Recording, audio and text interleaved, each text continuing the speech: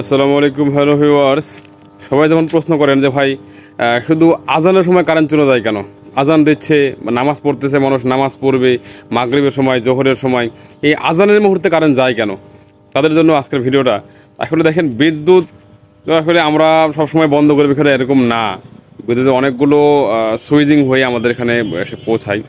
আর বিদ্যুৎ বিষয়টা আসলে তো মানুষ না তারা, বা তারা এআই সিস্টেম না যে তারা টাইম মেনটেন করবে আর কি। যে কোনো প্রবলেম হলেই তারা অটোমেটিক বন্ধ হয়ে যায় আর কি।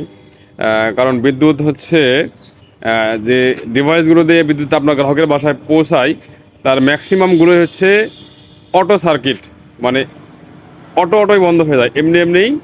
কোনো প্রবলেমজনিত কারণে সে নিজের থেকে বন্ধ হয়ে যেতে পারে আর কি, কিন্তু নিজে থেকে চালু হতে পারে না, বা সেই সিস্টেম করে দেওয়া থাকে না আর কি। তো এই জন্যই বিদ্যুৎটা আজানের সময় চলে যায়, বা আজানের বাইরে কখন চলে যাবে, কোন সময় চলে যাবে, এটা আপনিও জানবেন না, আমিও জানবো না। এটা আমরা চাইলেই ঠেকাতে পারি না আর কি। আপনারা তো শুধু আমাদের বকাবকি করেন, গালিগালাজ করেন যে আসলে আমরা খালি লাইন শুধু বন্ধ করি। আসলে বন্ধ যে আমরা করি, চালু করে কে? চালু তো আমরাই করি, কিন্তু ইচ্ছাকৃতভাবে কখনোই আমরা কোনো লাইন বন্ধ করি না। হয় কোনো কারণে বন্ধ হয়ে যায়, অথবা প্রাকৃতিক দুর্যোগের সমস্যা হয়, অথবা সুইচিং অন্য থেকে অপারেটিং হয়, যেমন নওগাঁ থেকে হয়, ঢাকা থেকে হয়। হ্যাঁ, সবসময় আমরা বন্ধ করি না। ধন্যবাদ সকলকে।